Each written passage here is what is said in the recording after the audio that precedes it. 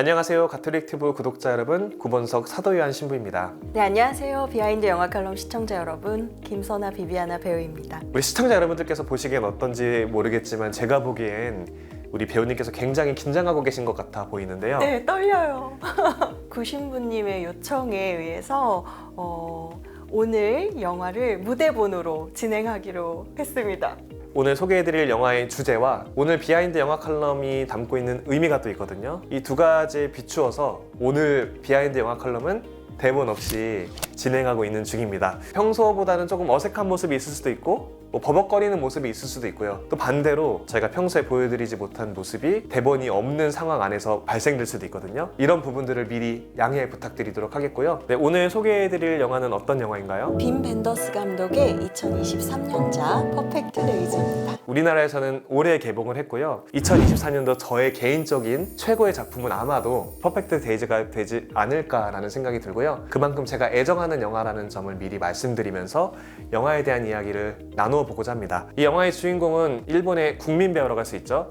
야쿠쇼 코지가 연기한 히라야마라는 인물이 주인공으로 등장을 하고요. 도쿄 토일렛이라고 불리는 화장실 청소 업체에 근무하면서 하루하루를 특별함 없이 평범하게 지내는 그런 한 남성의 모습으로 등장을 합니다. 영화 안에서 보여지는 히라야마의 모습은 퍼펙트 데이즈라는 영화 제목과는 조금은 다르게 반복적이고 뭔가 특별함이 없고 언뜻 보면 쉽게 매너리즘에 빠지거나 권태감에 사로잡히기 쉬운 그런 일상 안에서 고군분투하는 모습들이 드러나게 되는데, 이 영화가 진행되면 진행될수록 겉으로 보기엔 반복적이지만 그 삶을 밀도 있게 살아내기 위해서 굉장히 노력하고 있고, 또 반복되는 가운데에 매 순간 섬세하게 들여다보면 보여지는 그 다른 지점들을 포착해내고자 애쓰는 모습들이 다가오게 되고요. 결국에는 이 영화의 제목이 왜 퍼펙트 데이즈인지를 관객들은 이해하고 받아들이면서 각자의 삶을 히라야마의 시선처럼 바라보기 위한 다짐을 하게 되는 것 같습니다. 배우님께서는 이 영화를 어떻게 보셨는지가 궁금합니다. 아름다운 성당에 이렇게 들어갔는데 성시간을 경험하는 그런 것처럼 주인공 히라야마의 어떤 소소한 일상에서 우리가 얻을 수 있는 신선감과 연결되는 그런 체험을 했던 것 같습니다. 대본이 없으니까 비유가 더 살아나는 것 같아요. 한번 히라야마의 일상을 복기해보면 좋을 것 같아요. 네. 아침에 일어날 때 항상 골목길에서 들려오는 빗자루질 소리의 깹니다. 히라야마가 옷을 갈아입고 출근을 하는 모습도 그냥 옷을 갈아입고 나가는 게 아니라 딱 현관문 앞에 놓여져 있는 동전이랑 필름 카메라 하나, 열쇠, 그걸 챙겨서 나간 다음에 집 앞에 놓여져 있는 자판기에서 캔커피를 하나 꺼내고 소형 승합차에 탑승을 해서 카세트 테이프를 통해서 자신이 좋아하는 음악을 들으면서 이동을 합니다. 굉장히 단조롭고 뭔가 별다른 의미가 없어 보이는 하루의 시작이지만 그 안에 담겨져 있는 캔커피를 뽑아내는 어떤 모습들, 어떤 음악을 들을지를 미묘하게 고민하는 그 모습, 술에 취해서 몸을 가누지 못하는 사람을 마주하는 순간이라든지 화장실을 어떻게 이용하는지 몰라서 헤매는 외국인을 안내해주는 모습들, 또 길을 잃은 아이를 부모님에게 인계해주는 모습들, 이런 사소한 그런 어떤 지점들이 히라야마의 반복되고 평범해 보이고 소소해 보이는 일상을 굉장히 특별하게 꾸려주고, 히라야마 스스로도 그러한 방식으로 자신의 특별함 없어 보이는 일상을 특별하게 꾸려나가는, 또 받아들이는 그런 모습을 갖추게 된 것은 아닌지라는 생각이 들고요. 히라야마의 모습 저에게 시사하는 바도 굉장히 컸던 것 같아요. 저는 이제 신부로 살아가고 있는데, 신부는 매일 미사를 드려야 되고 매일 성물도를 바쳐야 되는 의무를 부여받거든요. 그런데 성물도를 한 번도 빠짐없이 바쳤느냐? 그러지 못했어요. 바쁘다는 핑계, 깜빡을 하게 되는 상황 안에서 성물도를 매일 바쳐야 되는 그런 상황들을 놓치게 되는 경우들도 많았고요. 무엇보다도 매일같이 집전하는 미사 안에서 제가 그 미사의 소중함, 또 성체성사 안에서 예수님께서 함께 해주시는 믿음을 매번 소중하고 감격스럽게 제 마음으로 받아들이고 그 미사 안에서 실현해내기 위해서 애썼다라고 자신있게 말씀드릴 수가 없을 것 같다는 생각이 듭니다. 의무감에 사로잡힌 채 미사를 대충 집전하거나 억지로 집전했던 경우들도 분명히 있는 것 같아요. 그런 저에게 있어서 이 히라야마의 모습은 매일에 반복되어져 보이고 또 똑같이 다가오기 쉬운 미사를 매번 특별하고 소중하게 여길 수 있는 마음을 일깨워준 것 같다는 생각이 들고요. 또 한편으로는 제가 개인적으로 요즘에 이제 본당이 아닌 수녀원에서 지내고 있거든요. 명동성당 바로 옆에 위치한 수녀원에서 기거하고 있는 중인데, 수녀원에서의 첫날 아침이 굉장히 특별했어요. 왜냐하면 아까 전에 히라야마가 아침에 일어날 때 골목에서 누군가가 빗자루질하는 소리에 잠을 깬다고 했는데 제가 지금 명동성당 마당에서 누군가가 빗자루질하는 소리에 아침에 깨고 있거든요. 히라야마와 같은 상황으로부터 아침잠을 깨게 된다는 것 자체가 하느님으로부터 마치 너 그동안 너무 너의 관점에서 매너리즘에 빠진 삶, 권태감에 빠진 사제로서의 삶에 젖어 있었는데 새로이 스스로의 삶을 갱신해 보거라 라고 이끌어주는 그런 시간으로 다가오는 것 같습니다. 지금 이렇게 겸손하게 말씀해 주셨는데요. 미사를 집전하시는 마음에 대한 그런 부분도 너무 신자로서 와닿았지만 사실 오늘의 미사와 내일의 미사 봉헌이 매일 같은 감정과 자세로 일관될 수는 없잖아요. 이 영화를 잘 관람한 저에게는 너무 겸손하고 정말 아주 훌륭한 해석이다 이런 생각이 들 정도로 규칙적이고 반복되는 일상에서 발견하는 소소한 어떤 행복, 기쁨, 즐거움 이런 거에 대한 말씀 같았습니다. 사실 퍼펙트 데이즈 영화를 감상하기 이전에도 이 부분에 대해서 성찰해 볼 수 있는 계기를 마련하게 된 그런 순간이 있었습니다. 고 정진석 추기경님께서 매일 은퇴사제관에서 미사를 집전하실 때마다 눈앞에 보이는 경구가 있었다고 합니다. 사제여, 네가 바치는 지금의 이 미사가 삶의 첫 번째 미사이자 마지막 미사이자 유일한 미사인 것처럼 집전해라. 그 이야기를 신학생들에게 들려주시면서 내가 이 경구를 확인하면서 새로의 사제로서의 삶을 다잡고 있다는 말씀을 해주셨는데 신학생 때는 명확하게 그 의미가 와닿지 않다가 이 퍼펙트 데이즈 영화가 그 당시에 추기경님께서 말씀해 주셨던 그 경구의 의미를 되새겨볼 수 있는 그런 계기를 마련해 준 것 같다는 생각도 듭니다. 주인공 히라야마의 조카가 있죠. 니코가 찾아오게 되잖아요. 저는 니코의 이러한 방문이 히라야마에게 주는 의미가 크다고 생각을 했었거든요. 주인공 히라야마에게 어떤 그런 의미를 주는지 여쭤보고 싶습니다. 히라야마 입장에서는 니코의 방문이 자신의 삶을 침범했다라고 여겨질 수도 있겠지만 사실 니코와 함께 지내는 그 이후의 모습들을 보면은 물론 어떤 세세한 변화는 분명 존재하지만 히라야마가 자신의 일상을 대하는 태도는 전혀 달라지지 않아요. 이전까지는 특별함이 없어 보이는 우리의 삶을 우리가 어떻게 특별하게 바라볼 수 있는지에 대한 해답을 주었다면 니코의 등장은 평범해 보이지 않는 일상 속에서 부담처럼 느껴지거나 전혀 예상치 못하게 받아들여지는 여러 변수의 순간들을 어떻게 특별하게 바라볼 수 있는지를 보여주는 대목이라는 생각이 들었어요. 이런 니코의 방문으로 또 여동생의 방문으로 주인공 히라야마가 혼자만 어떤 그런 느끼는 외로움과 고독감이 유지되면서도 인간관계가 개인의 삶에 얼마나 중요한 영향을 미치는지 알 수 있었던 것 같습니다. 니코 엄마가 이제 히라야마의 여동생이잖아요. 나중에 니코를 데리러 오게 되는데 니코가 기사가 딸린 고급 승용차를 타고 오잖아요.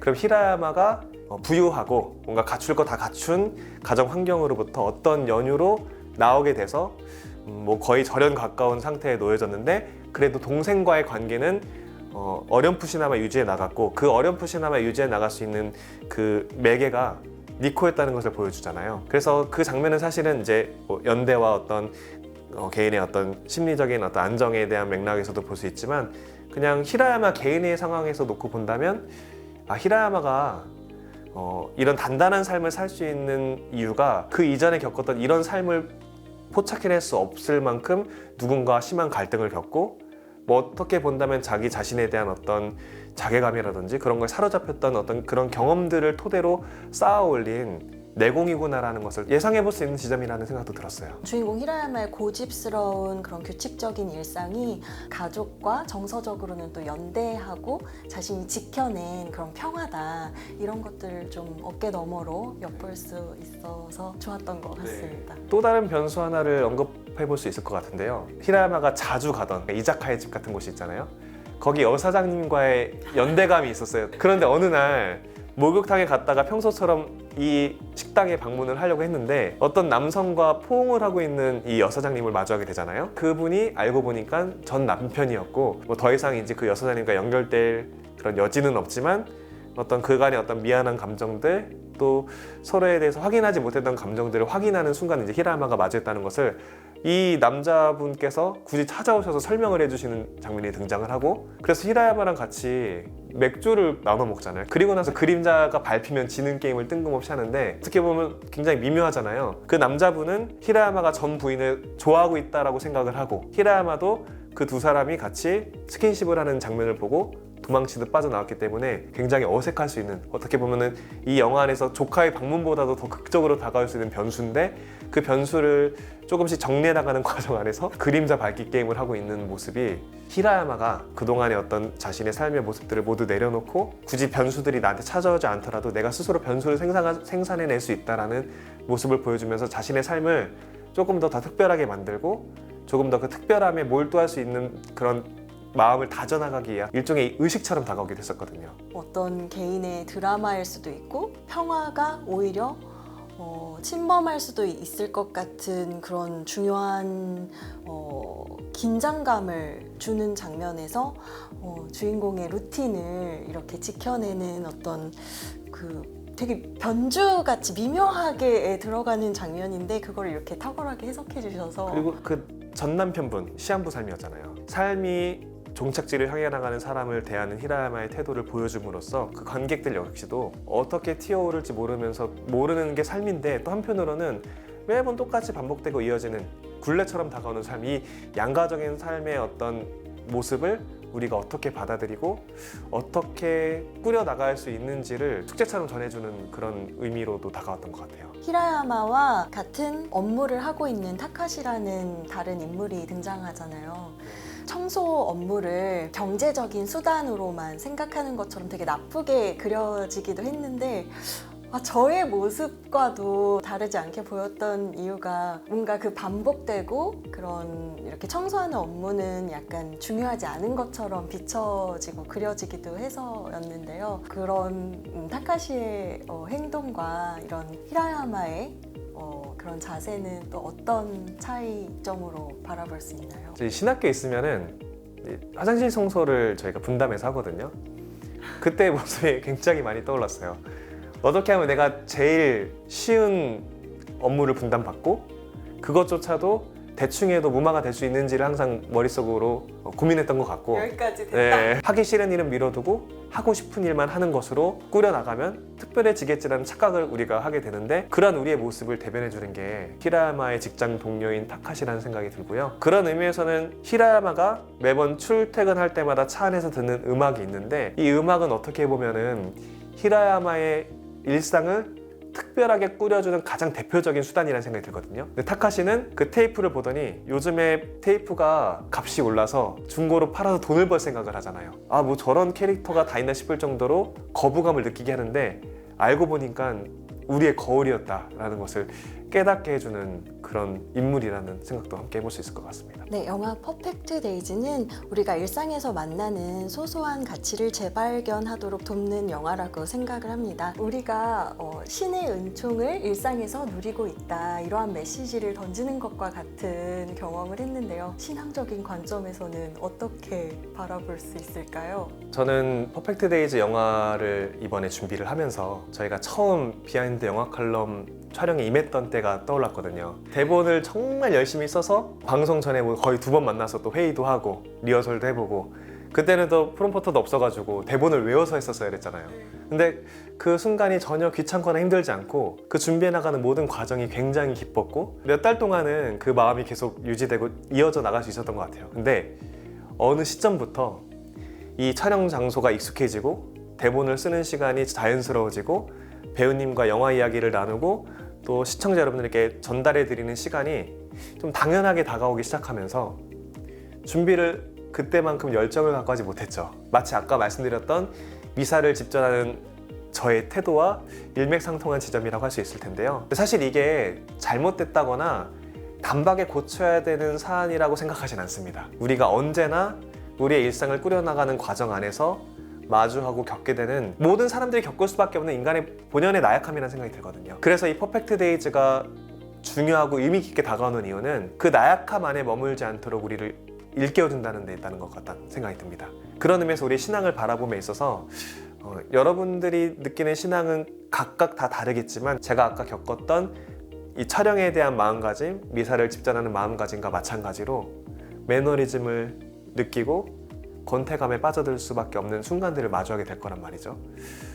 그때마다 나 스스로가 의지적으로 뭔가 그러한 나의 모습을 깨닫고 조금 더 특별함과 또 내 삶의 요소요소에 전해지는 은총을 느끼고자 애를 쓴다면 우리의 삶이 전혀 반복적이지 않고 또 전혀 별 볼 일 없지 않고 매사를 특별하게 바라볼 수 있는 시선을 갖출 수 있는 그런 삶의 모습으로 저희가 꾸려나갈 수 있지 않을까라는 생각이 듭니다. 말씀하신 대로 당연하고 익숙하게만 느껴져서 반복되고 이렇게 고루하게 느껴지는 그런 삶이 아니라 말씀하신 것처럼 스며드는 신앙의 힘을 느끼는 그런 영화였던 것 같습니다. 그러니까 예수님께서도 복음 안에서 자주 언급하셨던 내용 중에 하나가 완전함에 대한 이야기였잖아요. 너희 하느님처럼 너희도 완전한 사람이 되어라. 근데 이 완전함이 어떤 모든 것을 갖추고 모든 것을 초월한 존재로 거듭나는 것을 요청하셨다기보다는 부족하고 나약하고 한계지어진 우리의 삶 안에서 그럼에도 불구하고 우리가 하느님을 따르는 삶이 의미가 있고 가치가 있고 커다란 은총이 마련되어 있다는 사실을 깨닫도록 이끌어주는 지점이지 않을까 생각이 들거든요. 그런 의미에서 이 영화가 품고 있는 제목도 굉장히 신앙적인 차원에서 의미심장하게 다가올 수 있을 것 같습니다. 영화에 대한 소개는 여기까지면 될 것 같고요. 전해드려야 될 소식이 하나 있는데요. 오늘 이 시간을 끝으로 비하인드 영화 칼럼은 마무리됩니다. 또 다른 새로운 소식을 말씀드리자면 새로운 이름으로 영화를 소개해드리는 프로그램을 가톨릭TV에서 계속 이어나가고자 합니다. 그동안 시청해주신 모든 시청자 여러분 진심으로 감사합니다. 제가 이 영화를 얼마나 아끼고 사랑하는지를 배우님과 우리 시청자 여러분들께 보여드리려고 여러 소품을 준비했거든요. 이 책은 실제로 우리나라에 발간되지 않은 그 히라야마가 읽은 책과 동일한 나무라는 제목의 일본 소설이고요. 다 일본어로 읽을 수가 없어요. 일본어를 잘 못해가지고 그래서 그냥 소장용으로 이렇게 구비해두고 있고요. 또 이거 다행히 번역된 번역본이 있어서 구입을 했는데 히라야마가 그 영화 초반에 읽는 윌리엄 포크너의 야생의 종려가 수록된 이제 그 책입니다. 그래서 이것도 제가 같이 구비를 했는데 아직 읽어보지는 못했어요. 너무 쓸데없는 걸 많이 보여드리나? 히라야마가 듣는 여러 노래 중에서 이 영화의 핵심과 일맥상통한 노래가 루 리드의 퍼펙트 데이잖아요. 노래 테이프를 듣는 장면이 등장을 하는데 아쉽게도 노래 테이프가 없어서 저는 LP로 근데 심지어 사제관에 턴테이블이 없어요. 들을 수가 없는데도 근데 지금 있어? 네, 그냥 히라야마의 느낌을 얻기 위해서 동일한 이제 그 앨범을 소장하고 있고요. 영화관에서 퍼펙트 데이를 매번 감상했거든요. 세 번째 감상했을 때 받은 포스터입니다.